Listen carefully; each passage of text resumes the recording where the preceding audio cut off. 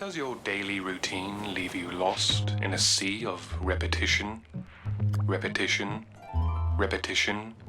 Hendrick's Gin invites you to leave the mundane and heed the call of your curiosity.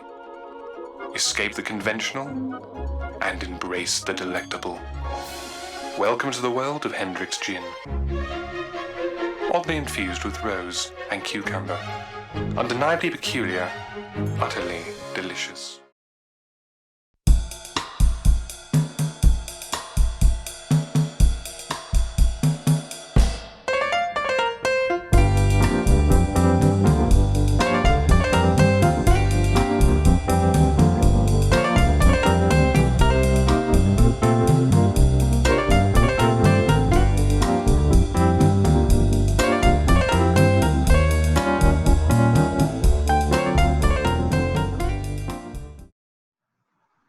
Good afternoon, everybody. Welcome to TALES 2020, the virtual tour. My name is Elayne Duff, and I'm your moderator today. And we're going to be speaking about building a brand ambassador program for the current climate and beyond. And on my panel with me is the lovely Charlotte Voisey, who's won more accolades than we have time for, but just for the highlights, she won Best American Brand Ambassador at TALES Golden Spirits Awards. She's been recognized by James Beard for her contribution in mixology, and she is the Global Manager of Brand Ambassadors for William Grant. So thank you very much, Charlotte, for being here. Along with her is Lana Gailani. Lana's worked in the restaurant and bar industry for over 9 years. She started off her career as a somm at the Michelin star restaurant Haki-san, and has worked behind the bar as well in amazing bars like Pouring Ribbons and Seamstress and the Holiday Cocktail Lounge. And now she lives in Denver, where she moved to start her own bar and now actually works as a project manager. And I got to know Lana. You might be thinking, why is she on this panel? Well, Lana is also an incredible brand ambassador and worked for me through a part-time program for Laird's, and she's one of the best brand ambassadors I have ever met to date. For myself, if we've never met, I had the pleasure of working as the head mixologist and luxury spirits brand ambassador for Diageo for over 15 years, and now have my own consultancy company where I help brands with their own training of their brand ambassador programs, as well as a bunch of other stuff. But today we're just talking about brand ambassadors, and we want to share our knowledge so we hopefully can help you develop brand ambassador programs, or the ones that you have now, how they can be utilized in this current environment, and what you can be doing for the future to keep developing it.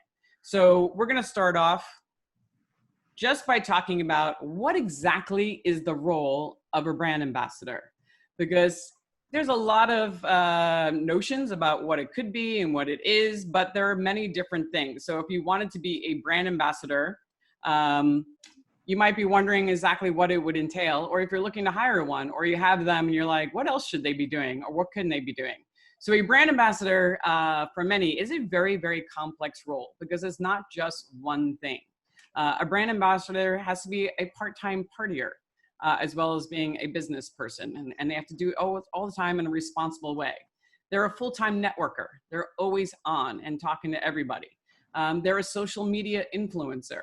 They're a photographer. They're a presenter. They're an educator. They have to be a spirits expert. They generally are mixologists. They have to be a professional student, constantly learning about the industry and new trends going on. They're a part-time brand manager, trying to help the brand grow in the right direction. They're an event planner. All the time that they have to plan different events, whether it's online or in person. They have to be a part-time sales manager. They're constantly presenting their brands, talking to people, hoping they're bringing it in for the most part. And they have to be an accountant. Many times they have to manage very, very large budgets. So what they are not differs. For many people it is a different role, but for most people they have an expectation, like, you work in this business, you were a bartender, or you work for a brand, you should have all these skills. So many times brand ambassadors don't have a lot of the skills because they would never work there, and they shouldn't have these skills. So things to know about them. Most of the time, they're not a sales rep. They never worked on the sales side. They probably aren't that good at it. They've been sold to. They can do it, but it's not generally the thing that they came to the table with. But so it might be something that they might be being trained on if that's a goal for them. They're also not an endless source of context. Yes, they probably have tons, but that doesn't mean you should exhaust them all the time. They're probably not a spirits industry expert. Yes, they understand the business. They understand how it works. They've been behind the bar. They basically how marketing works, but they don't really have the big picture.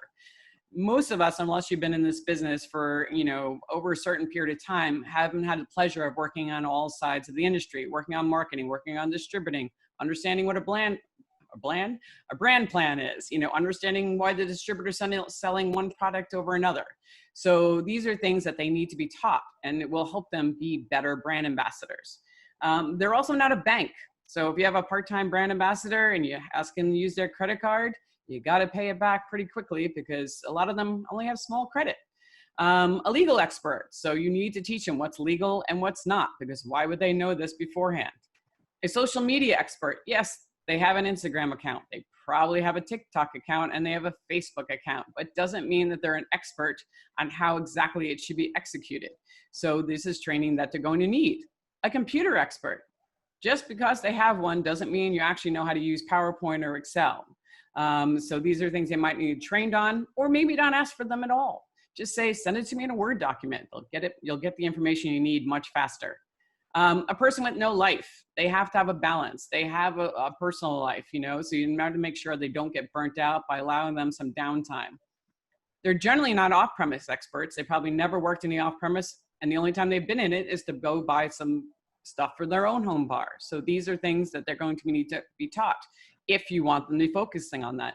And a financial expert. Many of them, especially if you're young and in the industry, you're just learning, about finances and credit. So these are things you're going to need to help them on. So just some things to keep in mind when you're putting together your brand ambassador program. So what we're going to talk about next, now that we established what they are and what they're not, is how they can be most effective right now. So I'm going to talk for a little bit, and then I'm going to have Charlotte actually talk about what her team is doing and what some people are doing within the industry. So I had the pleasure of interviewing some brand ambassadors who are out in the market right now, and what they're doing within their accounts.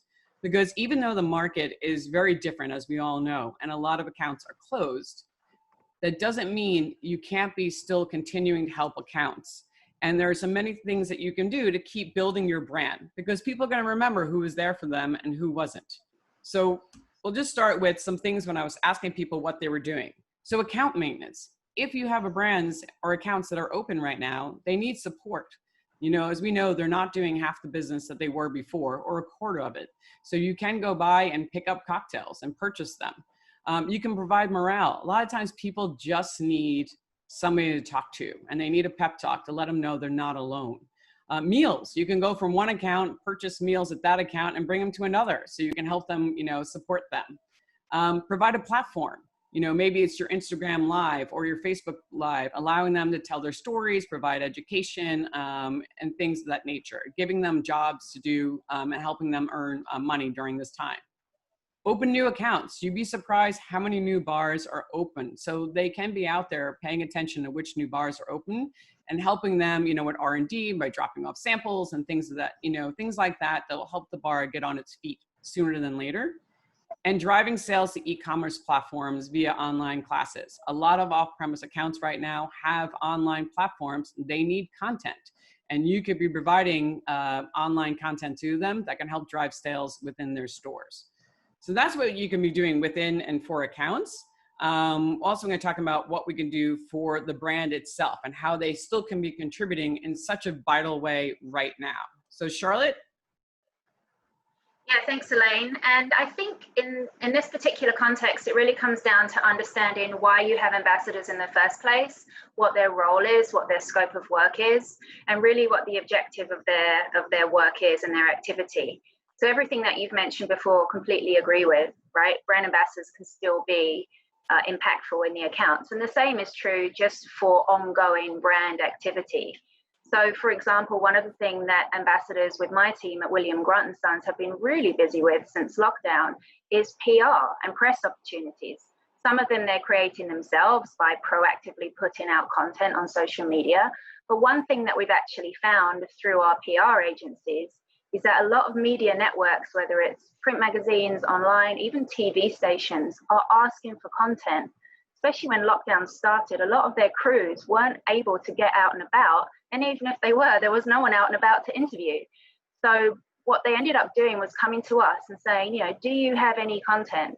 So our ambassadors would clean their kitchens, right? Every ambassador has the most spotless of kitchens during lockdown, and start to make videos at home. So cocktails at home, talking about trends, whatever it was, you know, National Margarita Day. There are a dime a dozen these days. So ambassadors will start to create content for PR purposes and parcel that off to media outlets, which in turn creates great press opportunities for the brand. So that's one thing we've seen for sure. The other thing is just social media in general, right? The world might have sort of shut down physically outside of our homes, but we've never been more connected via screens.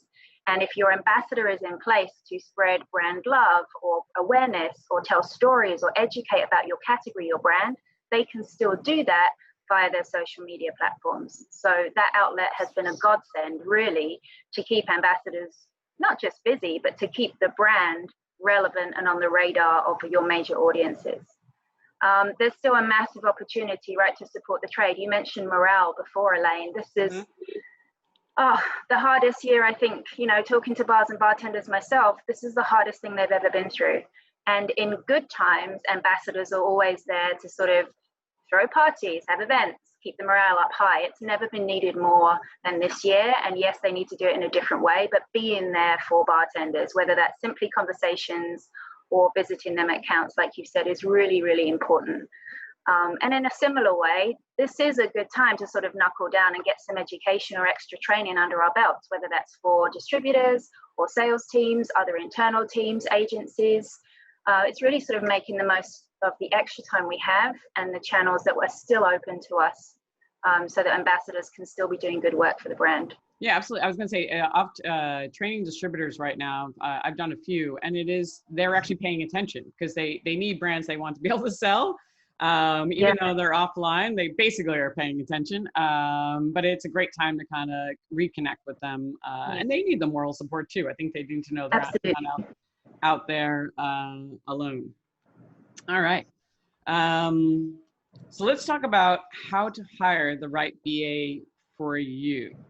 So Lana, I would love for you to take us through, like, what do you need to be a great brand ambassador? I mean, obviously that's going to vary somewhat depending a little bit on who you work for and what the structure is there. You know, everyone has different needs, and part of being a good brand ambassador is figuring out what those needs are and adapting to them, right? Certain things will always be valuable. Being reliable, bartenders don't necessarily have the most reliable reputations, but that is half the battle.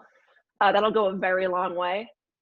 You've got to, you know, be ready to work hard. You know, some people think about a brand ambassador gig as a chance to party on someone else's dime, and that may be part of the job, but don't forget that you're also working, and it's harder than it looks. Your social media will be a necessary component of your job most of the time, and that might mean that you have to use it in a way that you're not used to. And whether that means you're cleaning it up, or you're shifting the focus, or you're adapting your tone or your message, you know, keep in mind that's going to be necessary. And also on that note, Lana, I was going to say, the other thing is, when I made a note saying keep it clean, it's like, as a person looking to hire a brand ambassador, if your social media is a disaster and, you know, there's pictures in there on your platform that are inappropriate, there's a good chance you might not get the job. And again, that depends a lot. You know, Charlotte, you had mentioned once that different companies have different standards. So, you know, a more edgy, so to speak, social media account might work for certain brands, and other companies may be significantly more conservative. So it would behoove you to be aware of who you're applying with, what their expectations are, and then kind of tailor things a little bit to what's necessary. But also, again, you're looking for a good fit, right? Your role is going to be, to a certain extent, to embody the brand you work for. So you want to make sure you feel comfortable with the role they require. So if you are not a very conservative person and you like to, you know, get a little loose and wild, think about who you're applying with. Mm-hmm. You know, are you going to be uncomfortable being very buttoned up all of the time? Mhm. So, you know, that conversation kind of goes both ways in some senses. You have to be a really good presenter. Everything you do suddenly becomes a presentation. And Yeah. that's important to be aware of and to practice your skills at and to get comfortable doing. Not everyone is really comfortable with it right away. It takes some time. Yeah.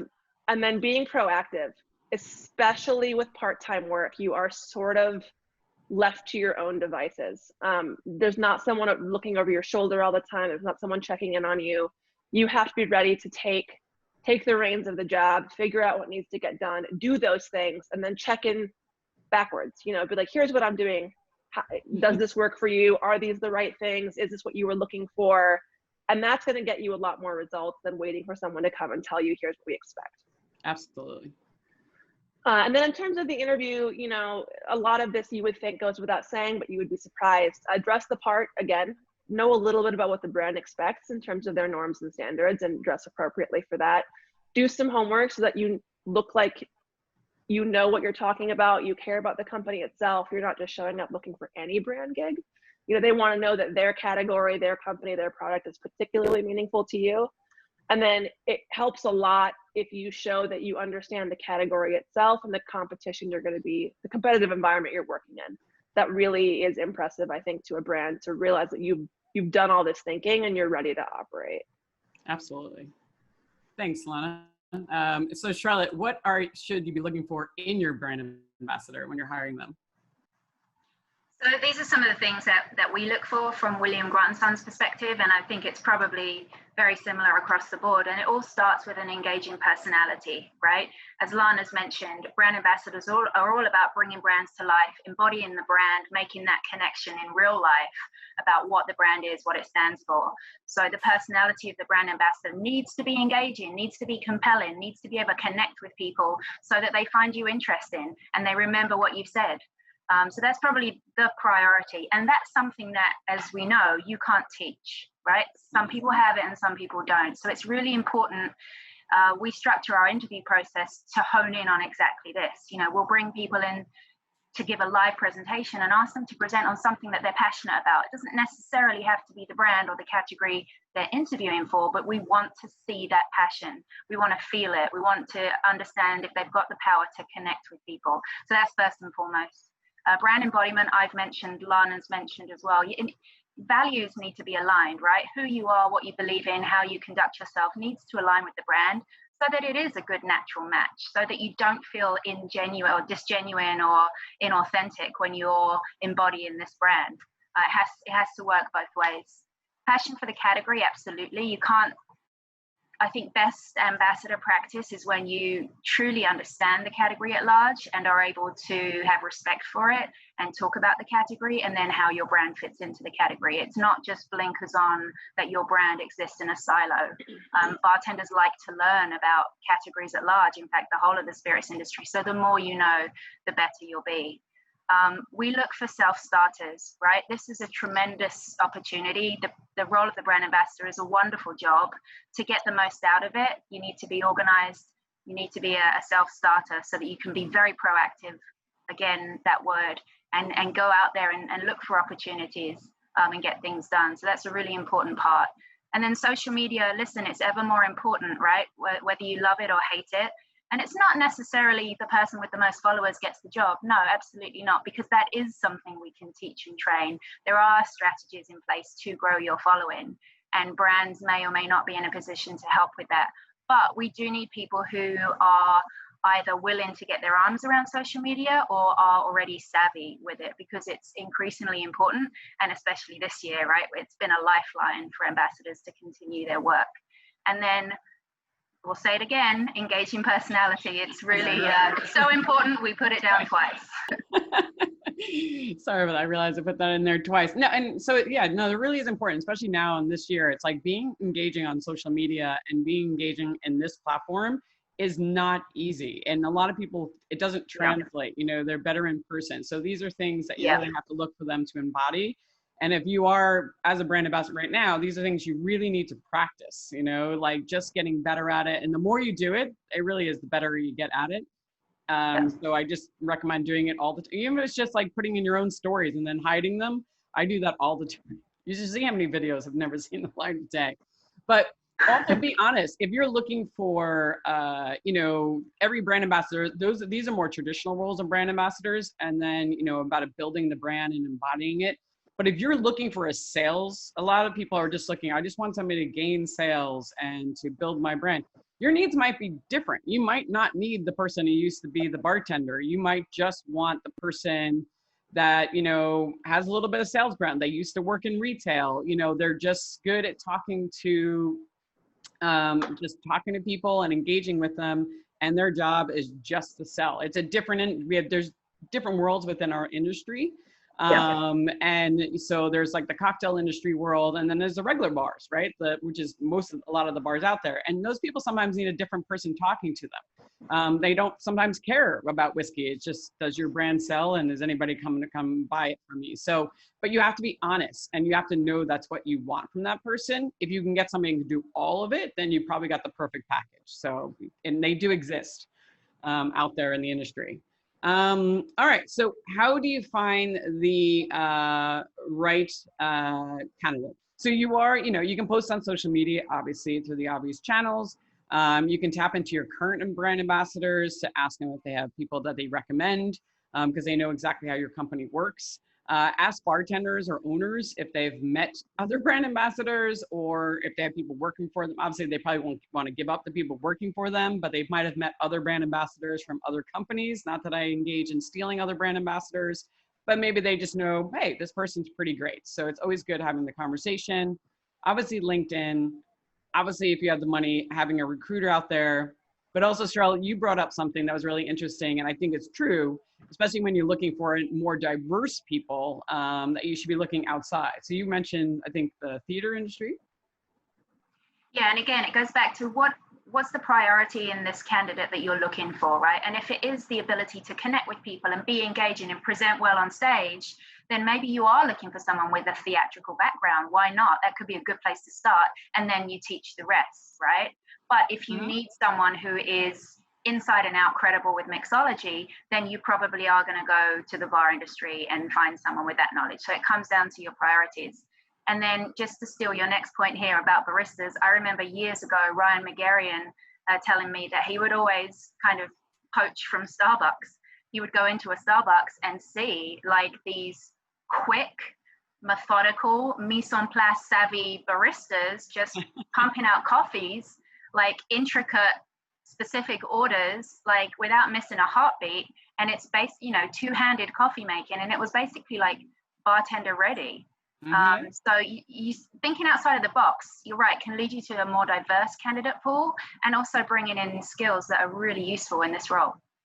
And the other advice I give is like, always be recruiting. You know, you meet people that you find are engaging. You know, you're in different parts of, you know, you went to a different part of town, you met this great bartender, you know, you meet somebody, you know, at a you're like, wow. And just, you know, always like say, hey, send my interview. We're not looking for somebody resume. We're not looking for somebody right now, but I'd love to interview you to see if you're a potential candidate, because as we know, it can take months to find the right fit. So to start hiring somebody and recruiting all the time, you have more chance of getting a more diverse staff, as well as, you know, easier to bring the right people on board quicker. All right, so how to vet the potential candidate? Because we definitely, for this job, you don't want to hire blind. You don't. A lot of people, as we all know, will have an incredibly written resume. Most of it's bullshit, sorry, but it's BS. And sometimes. And they also might give amazing first interviews. So Charlotte, I think I really love you started talking about how you do your interview process. Yeah, we have, you know, phone calls, get to know the person, but then, you know, if they look promising, we'll bring them in for a live interview. They'll come into our bar in the office, or they used to in the old world, and we would ask them to present on something that they're passionate about for sort of 10 to 15 minutes, and then usually make a cocktail, just to show the skills that they have and how comfortable they are behind the bar. But what we're looking for is that ability to engage, right? And also the ability to make a first impression, right? We all know that interviews are tough and they bring out nerves in the best of us. But at the end of the day, the role of a brand ambassador often is to walk into a room full of people you've never met before, and you have one chance to make an impression. So it's basically, we set up the interview so that they can demonstrate their ability to do the job already, even if they're not presenting on that brand. And it's great. It allows us to get to know the person and the potential of their personality. Absolutely. And now we also talked about a little bit about background checks, about, you know, things you should be looking for just to make sure the person is everything they say they are. And you learned some interesting knowledge recently about this. Yeah, so the idea of background checks, obviously references are super important. Looking through social media, as we've mentioned, just gives you a kind of idea about someone's judgment, perhaps, and their line of good taste, bad taste.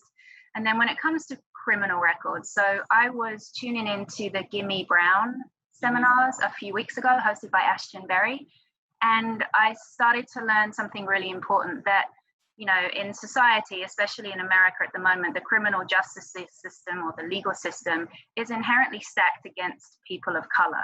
So if you as a company have a blanket policy against people with criminal records, you're essentially sort of contributing to that discrimination. So it's not to say that you should disregard criminal records, of course not, but perhaps if possible, look at them as a case-by-case basis to truly understand the reason or the situation. It could be that people were suffering from discrimination or unjust behavior. So it's just something to be aware of as we all become a little bit more learned in this area. Yeah, absolutely. And it's also just, sometimes I've met people and their reference, like somebody gave an off comment, they didn't like that person. Yeah. And I was like, you know what, I have a feeling there's something behind that story, and I would like to hear it, you know, and hear the full story, because, you know, everybody has a story, and sometimes there is a lot more to like one mistake. As we know in this current environment, there's a lot more sometimes behind one mistake that doesn't make up the whole person. All right. So now that we talked about, you know, getting the candidates, now how much will it cost? So, because this is something I think a lot of people are unaware of, how expensive brand ambassadors are, or, you know, or even a brand ambassador, how much it costs. So, you know, we just put together some estimated budgets. These are not exact budgets. These are just kind of some of the major buckets of where, if you were having a full-time brand ambassador, what it could cost you, and what current salaries benchmark. So the advantage, you know, of hiring somebody internally, like if you're working for Williams Grant, you work directly for the company, and you have no agency, so you don't have to pay an agency fee, right? So, and then within the salary, you know, salary ranges depending on what part of the country you're in, or what's, you know, what part of the world you're in, because it's going to, you know, obviously different costs of living. They range anywhere from 60,000 to 120,000. I've met people who have made even more than that. But your T&E is making sure, and that also depends on where you live. So it could be anywhere from between 30 and 50,000. The one thing that I don't know a lot of people think of is an activation budget. And Charlotte, I know you guys have a great policy for your activation budget. I'd just love you to expand upon.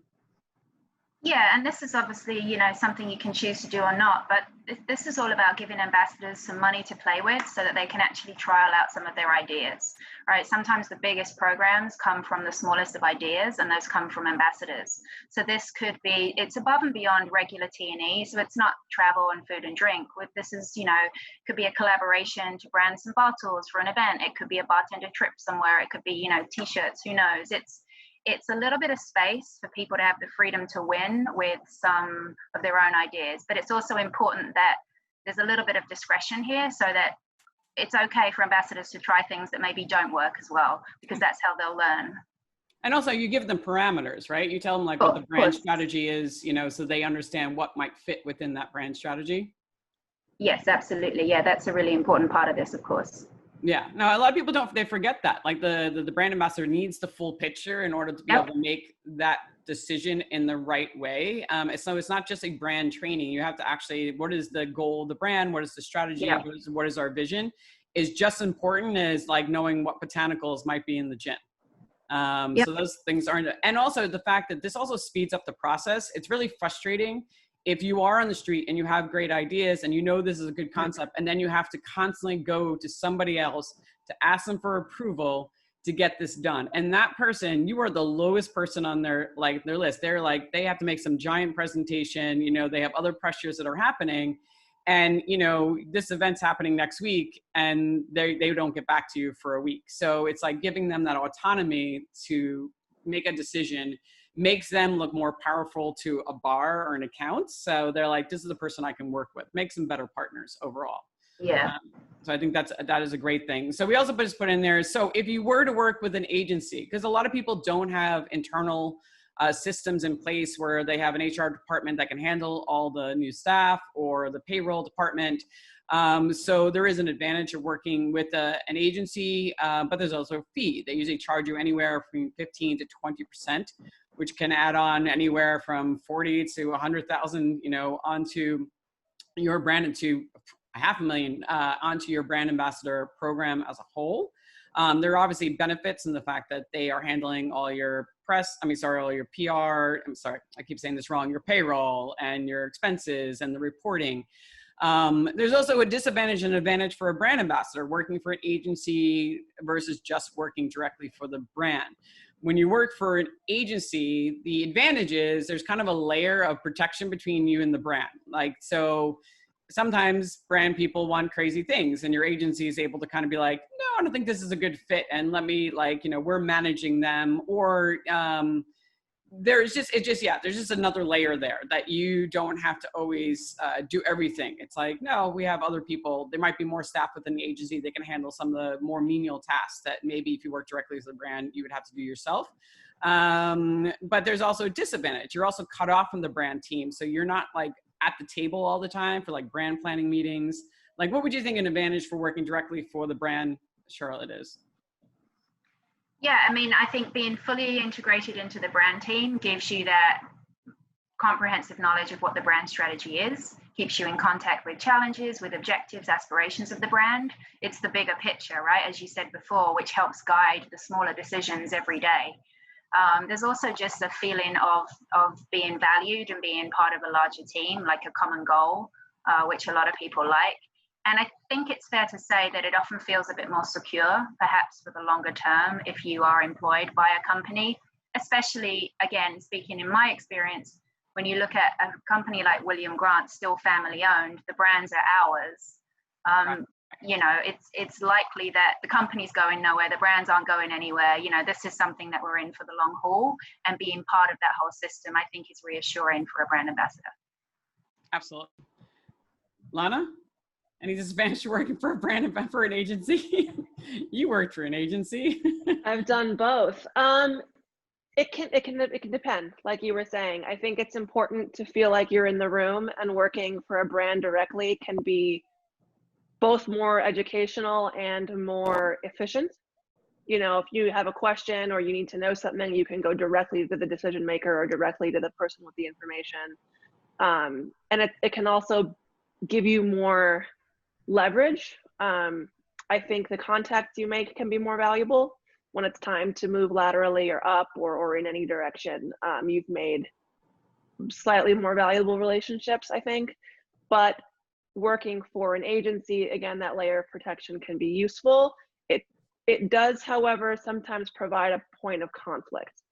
You know, your agency and your brand may not always have the same directives. They may vary a little bit, and then it's kind of awkwardly on you to figure out how to manage that, which can be. That is very true. That is very true. The Yeah. agency might have their own objectives that isn't always on the same place as the page. And there is a disconnect there because the agency is there as more of an activation agency sometimes and put programs together, and then they're not always privy to what the brand is thinking. And the brand might be like planning something 5 years ahead that the agency isn't aware of just yet, because they only get it when they get their briefing. So there is that disconnect. All right, so there's also part-time brand ambassadors. So just, this is not an exact, like everybody has, there's many different models out there. So some people, like the model can be, you get a base salary and it's for a certain amount of hours a week. Lana and I kind of talked about this, like, you know, 10 hours doesn't exist. It's impossible. Like, you cannot do your job in 10 hours, no matter where you're working for. So somewhere between 15 and 20 hours is generally, 20 hours I find is kind of like the sweet spot.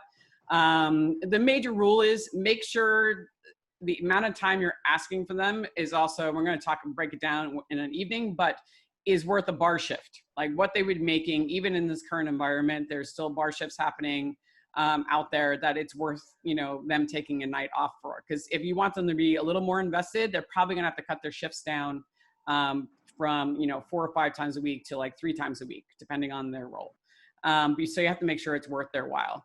And I know, Lana, you'll tell a little bit about that. I just want to go through it. So there's also just another instructor. So you can have a base salary somewhere between $1,200 to $2,000 a month. And then you usually have incentives on top of that.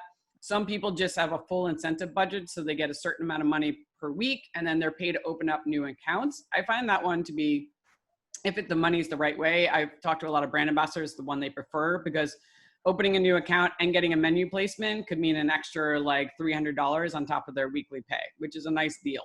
So it really does incentivize them to work harder to get placements for you. And then a lot of times, there could be, you are a brand ambassador for one brand and you get another role. You can never do conflicting. Maybe it's a soda company. So while you're in there, you're also pitching the soda, and you get a certain amount of money per case. You get money for landing the account. So there are many different ways. And then, but it's just good, even just having part-time brand ambassadors, sometimes if you just pay them for events and you have them, because those brand ambassadors generally work at other bars sometimes. And if you're their part-time brand ambassador, they're more likely to put you on the menu, even if you're just on the event pay, that you're the constant person they call up all the time, than they would if you didn't. So this is just one way of getting brands, bartenders invested in your brand, is by hiring them as part-time brand ambassadors for you. But Lana, I think one of the biggest things we want to talk about, and the biggest misnomer, is like, how much T&E does my brand ambassador actually need? And how much time does it actually take them on a night out to do their job? So Lana, I would love for you to take us through it. Sure. I think it's very common to have a brand approach you and say, hey, we'd like you to work 10 hours a week, and we think we can do 10 visits, and here's your budget for that. And those budgets vary much more dramatically than I had initially expected. I was surprised at the range of what a budget could be for T&E. And let's just talk money first. In New York City, say your transportation might just be a Metro card and taxis or Ubers when you need them, but you can do most of the gig with a Metro card, which is like 115 to 120, I think, when I left, around down there per month.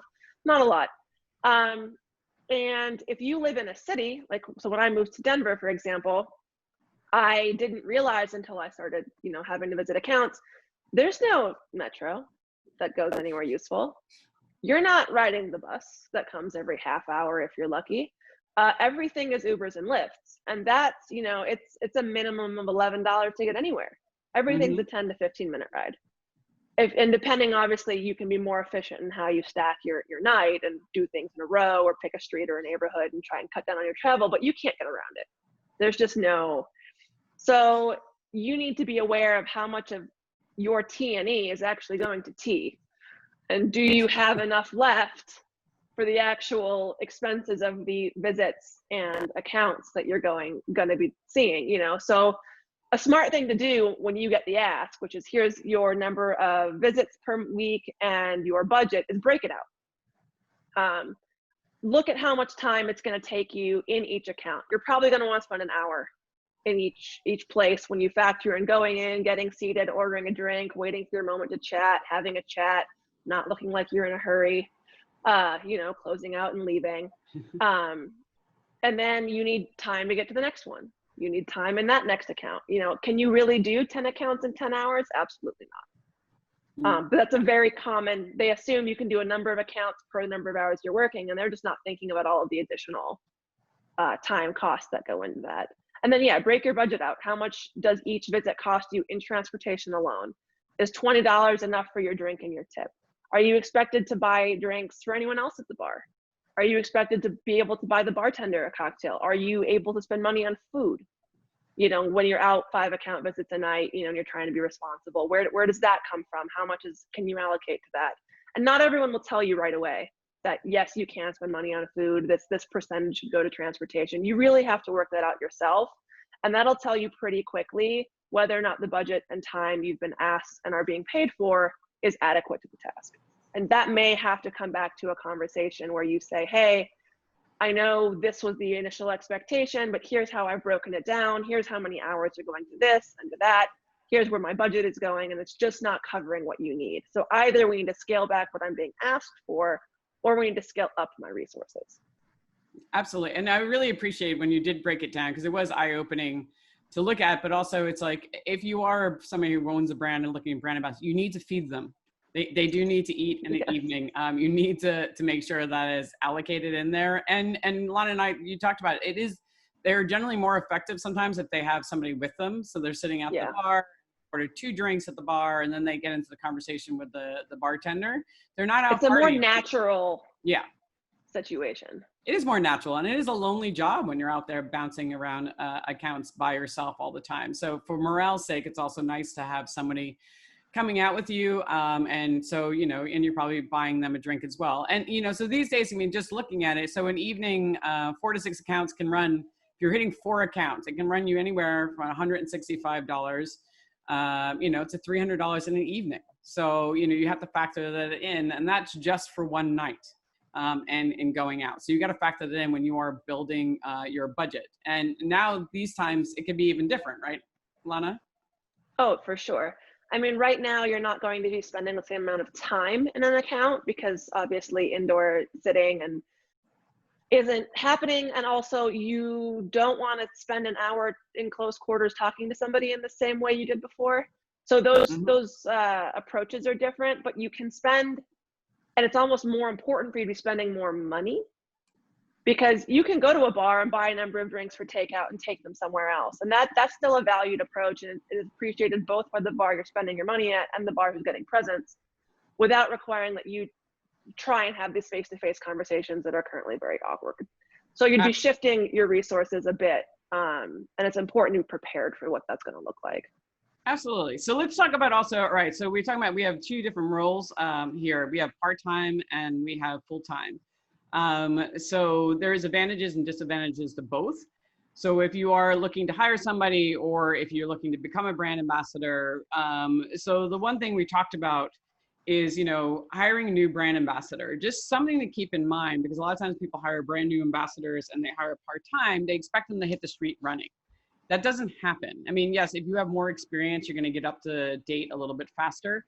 But generally, it can take as much as 3 months to get more comfortable and to understand your new company, your new role. Like the bartenders have to get to know you differently because you're doing something else. For somebody who has no experience, it can go as long as 6 months or 7 months. Some people say it really took them about a year before they really felt comfortable, especially when they were in a new position and they didn't have as much experience. Now, obviously this can be cut in half if you have extensive training, like in the beginning, and you really take time to invest in them. Even if it's part-time, it's worth taking that time. Your managing and mentorship is more proactive and especially in the beginning. And these 2 things alone will help them get up to speed a lot faster. So within the advantages of part-time, just because I know we have a short period of time and I want to get into training, so part-time, so I'm going to quickly talk about this. So you have advantages, right? So you have less overhead, right? So you don't have to bring them in. A lot of times they can be a 1099 employee. You have a larger pool of talent, especially right now. There is so much talent out there because a lot of bartenders are out of work. So this is a great time to be recruiting. There's a lot more flexibility with the brand ambassador and how they're utilized, shorter commitments, and you probably get, you know, some quick wins because a lot of times they use their contacts that they have very quickly. As a brand ambassador, you know, being a part-time, you got flexibility, you get to gain experience. So Charlotte had mentioned, we had talked about it in a different conversation, like, would you hire somebody more likely because they got experience as a brand ambassador? And she said that would contribute to it, right, Charlotte? Yep. Yeah, absolutely. Also, advantages, you're going to have extra money, right? Because you're making more money. You're getting free drinks and dinner to go out, which is a lot of fun. There's potential travel. And you can also work with multiple brands. So you can actually learn different companies if you're only working part-time for one, as long as it's non-compete. So the disadvantages of having a part-time brand ambassador generally are there's high turnover because they're not as invested in your company because you're not as invested in them. It's not their primary focus. They have other jobs. So sometimes you fall by the wayside, especially in many circumstances. So There's no real relationship building because they don't have a chance to actually go to the accounts and spend solid time or go back because they have to hit a lot of things. They have to do a lot of things a lot faster in a shorter period of time. So there's a lot of quick wins followed by quick losses. So they get it into the account, but then they don't have time to go back to the account. So you lose that placement. And there's generally no relationship with the distributor because the distributor is like, oh, you're one of the next brand ambassadors coming along. All depends on the type of model that you have. So there are better models that don't have that problem. Also, as a brand ambassador, disadvantage, a lot of times you have to use your own credit card and you have to wait for it to get paid back. You must have a computer. This still shocks me about how many people don't have a computer. It's worth the investment, but you really should have a computer to do your job better. There is a huge disruption of life-work balance, and that's true for full-time too. You might burn through your connections because you're trying to impress your new job and new company, so you're like using all your connections, and that's not good. It's really something you shouldn't do. And a lot of times it's unrealistic expectation, as Lana mentioned. Like a lot of times people like create these things out of thin air, throw it at the wall, stick to it and say, here, make miracles happen. And you really do have to fight for yourself to kind of be like, this is not possible. So part-time making it work. What you really could do is make sure you vet for a self-starter, you pay fairly, make sure your budgets are reasonable, you provide proper training and guidance, you open communication between the two of you, like, you know, so like be open, like, hey, we're trying to figure this out too. Let's figure out the best model together. Go out with them in the field, work with them. So you really have a better working relationship. Make appointments for them. You're the brand. If you're a brand owner, you have more leverage with a bar owner than the brand ambassador does if they don't know each other. They will be like honored that, not honored, but they'll be like, oh, cool, the brand owner is actually calling me. There's a connection there. Allow them to support the placements that they've made and make sure you have realistic goals. Sit with your brand ambassador, have open conversations.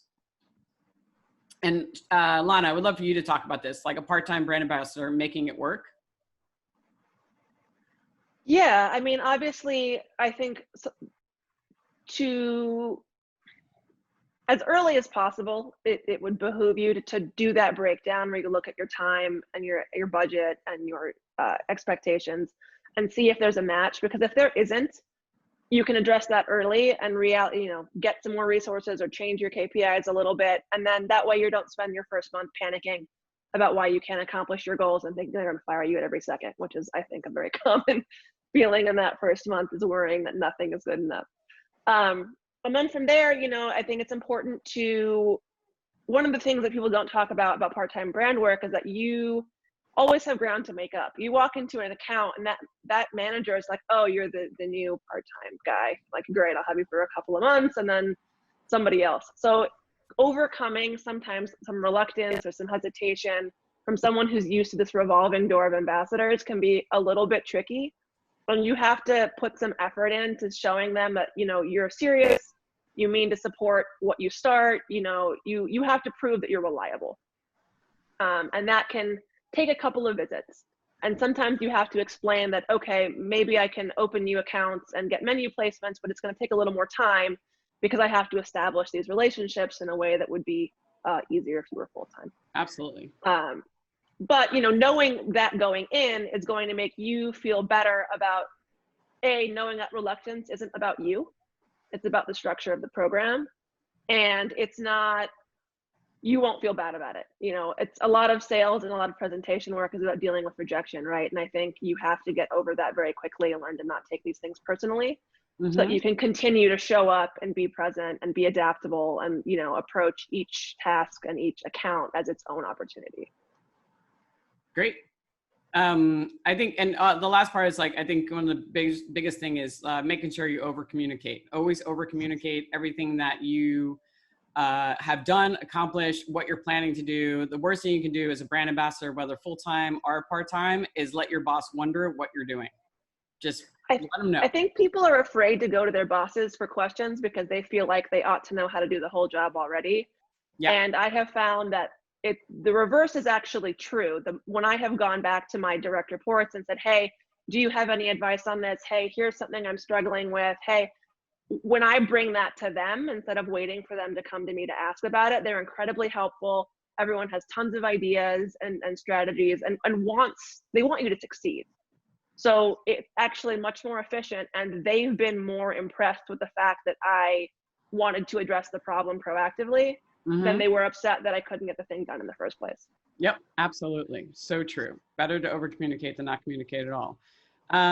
Charlotte, let's talk about full-time. I think we just talked about the advantages and the quick disadvantages. Yeah, I mean, obviously for full-time ambassador, like we said before, the brand ambassador is fully invested in the brand and the company. It's kind of like this in-house resource. For the ambassador, you know, this is obviously, I'm a big advocate for the role, but it's a great opportunity to become like an expert in what you're passionate about, right? You have tons of travel. It's a big reason why a lot of us get into this kind of work. And there is autonomy within the role to go out there and create things and become known for what it is you love to do. You get to eat and drink in some of the finest restaurants and bars in the world. It's part of the role, but it is a legitimate benefit. And it's, you know, some of our best stories, our best memories of this work come from those experiences. Tremendous networking, right? The platform you've got from the brand allows you to network both within the company and outside, but it also allows you to build your personal brand. It can springboard you onto the next chapter of your professional life, whether that's within the company or outside. Absolutely. Book deals, bars, everything. So they're yeah, all there. What would you say the biggest disadvantage full-time? Is there one? For the brand ambassador, you know, full-time, it becomes your life. You know, I resigned myself early on to the view that this is a lifestyle and not a job. And that's not necessarily a negative thing as long as you understand that, right? When you are so tightly associated with your brand, the minute you step out the door, you are on, right? And in social media world, you're always on. So finding a way to be okay with that or make that work for your own particular personal life can be challenging. And we all need time that we can escape and not be on. So work-life balance still remains the biggest challenge, I think, of this particular role when it's full-time. The other thing is when you do work full-time as an ambassador, you're within a corporate structure, but your career path isn't necessarily obvious or as traditional as other people within your own company. And that can be frustrating for some people. It's certainly a challenge. And also a lot of us were bartenders before, right? And when you become a brand ambassador, it's a big shift. You're giving up a lot of things in this industry. I still remember that feeling when I made the transition from bartender to brand ambassador. You felt like you were giving up sort of 90% of your relationships with the other brands you like to work with. So that's a big change you have to be ready for. And then let's be honest, this is a fast-paced, demanding job. And it's quite likely that if you don't manage things well, you could burn out. Right? It's not something that you can typically maintain for years upon years upon years. No, it really is. It's something you really do have to manage quite well. And also if you do want to ever leave your company, it's very hard because you've kind of grown attached to that one brand and everybody associates. Yes, it is. Yeah. It's very, very As I would know. As somebody who's done it, yeah, it's quite painful. All right, so we have about 10 minutes left, so we're going to quickly go into training and tools. And the good thing is there's a lot of checklists here. So because this is probably the most important thing you can be doing for your brand ambassadors is not just the training in the beginning, but also the ongoing training. And it's something a lot of people don't spend a lot of time. They kind of just hire their brand ambassador, give them a brand training, tell them how to do their expenses, and they get sent out the door. And they need so much more than that. And if you give them an investment right in the beginning, it might take more time and more money, but they will get from 0 to 60 so much faster, and they're more likely to be successful and more confident. So, you know, you really do need to give them the brand immersion. If you have the opportunity to go to like Charlotte, we're talking about, like you go to the brand home, and definitely as part of the experience. I got to do it with Diageo. It definitely made me more passionate about the brands I was speaking about. A lot of say it in such an authentic way, and people respect it more because they're like, oh, you've been there, you get it. This is not just marketing BS that somebody gave you on a PowerPoint. You also, if you can't do that, you should get a training with a distiller, if you can, or somebody who really knows the brand inside and out, right? Because I've received training from marketing people And when I ask them the hard questions, like, so what's the temperature it comes off the like, what's the proof? Or like, how long does it get fermented? They're like, yeah, I have no idea, because they don't know those nitty gritty details sometimes. All right. You should also understand the competitive set. Like, what is the competitive set? So as a brand person, you should be giving them that information. Here's our main competitors. What is the marketing PR plan? Like, what is the plan for the year? So I understand, when I see that billboard here, what the plan is and why it's in that particular place. So maybe I'm targeting more efforts there. They need the big picture. Social media strategy, distributor's way to working. So many people have no idea how a distributor works. They've never worked with a distributor. They've only like maybe bought products from them. So really understanding, if you're in a sales type of role, then this is something that's really necessary. Sales training, if that's part of your job, like on and off, how to sell them, how best to approach account, how to gain menu placements. These are all things that a lot of brand ambassadors don't know how to do normally because they didn't have to do it before. How to conduct a staff training. Like, one of the most valuable trainings I ever got was like presentation training, really understanding how to present your brand in the right way, how to hold the label, the bottle in the hand, where to present it on your bar. These are all things that many people don't think of, and getting a little professional training is really helpful. And then obviously legal, expenses, travel policy. The brand ambassador should know all the parameters so they can do their job better. Charlotte, do you want to talk about advanced training? I don't know, or do you want me to talk about that? Yeah, I mean, these are just some of the extra bits, right, that we can give to ambassadors. And this is all about bringing experts from outside the company in to give your ambassadors further knowledge in areas like social media, right? I spoke earlier about, you don't necessarily have to hire social media gurus, but we do need to provide them with the support and the ideas of how to build their following, so it's better for them and better for the brand. Media training is a build on how to give presentations, right? A lot of our ambassadors do get TV spots, which is a whole different game to just giving a presentation either on Zoom or in a room full of distributors. It requires a certain extra skill set. So things like that are really important. But also in this COVID world that we're living in, how to be engaging via Zoom is a whole nother challenge that we never really saw coming.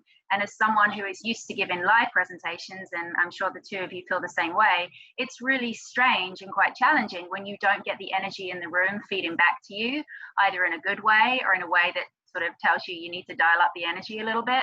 It's a very different skill set. So that training is specialized. So we need to sometimes bring in experts from outside the company to help our ambassadors. Absolutely. So the other thing is talking about like a toolkit, things you need to be providing your staff, providing them product samples or budget to buy product, sales sheets, so they understand like what's the pricing. So when they go out and if they're going on a work with, they understand, exactly, what the price deals are. Obviously a budget. If you can, a credit card, especially full-time, business cards right away, a computer. If you have company computers, a bio and a headshot. This seems like such a trivial, but it's not, because if you do get press releases or people want to speak at a conference, they need one of those, and you shouldn't let them write them themselves. Have somebody, an expert, really craft it for them and get them a professional headshot, and then a cell phone because they're on it all the time, or at least a budget for one. Those are really, really important. And then lastly, making sure introductions, making sure that they are introduced to everybody so everybody knows they exist. I one time had my expense accounting person calling me, telling me that all my expenses were illegitimate because I spent it all on booze and food. And I was like, that's my job. That's what I do. I go to restaurants and bars. They didn't know I existed, so they didn't know that was a job. HR, IT, brand managers, PR agencies, event agencies, master distillers, marketing managers, all these people, the distributor, they all should know your brand ambassador exists, what their role is, and what they're going to be doing for them, and giving them time to get to actually know them. And then ongoing training, right? So, as a brand ambassador, you might have been a bartender, or you probably did something differently before. You need to know what the opportunities are. You ever get that question, what are you going to do in 5 years? It's hard to know if you don't know what the options are available to you. So you can take the time to do professional development with your brand ambassadors. Have them do a job rotation. A lot of professionals do this, go have them work with the sales team for 2 weeks at the distributor, or a week. Have them work with the brand team, and the marketing team, like, to understand what that means. Set them down during brand planning so they see the bigger picture. Developing strategy. How does that work? How do you put a strategy together? Innovation. Charlotte, you talked about this a little bit, about innovation, like, why this is important for them to be part of that. Yeah, sometimes conversations like an innovation meeting, ambassadors can join and actually have the chance to demonstrate the creative skills that they do have, which might not be something they have the outlet in their day-to-day life. So by inviting ambassadors into these types of conversations, you're actually discovering more skills that you already have on your team, and it gives them an opportunity to shine and demonstrate the skills they have, skills that they maybe can put to use next time a promotion comes around or some other project comes along that they can manage. Yeah, and I think in general, if they just know the big picture of how everything's working and understand what their piece is, they're much more valuable to everybody else. And also when they're out there, they'll bring research and ideas because they're like, oh, I saw you're doing this strategy and like, I think this could work in this and this is an idea. So it allows them to kind of flex their muscles and show off. Well, yeah, the boots on the ground that the brand ambassador provides that's not knowledge that anyone in a boardroom is going to get any other way. Nope. And it can be useful in so many different facets that brand ambassador is not aware of until they know how everything is being used. Yeah, absolutely. Absolutely. And something I think a lot of brands do not tap into. They don't give them the credit, and it's such a valuable, they are like probably the most valuable tool you have because they're actually seeing this stuff live and how it works. Mm-hmm. Yeah. So, all right. So current times, we're just gonna kind of wrap it up with just, some general advice. And I've been talking too much, so I'm gonna let Lana, why don't you take us home? Sure. I think one of the most important things for a brand ambassador right now, with everything changing every day in terms of restrictions and abilities and access, is to be adaptable. From a brand perspective, it's important to let the team try new things.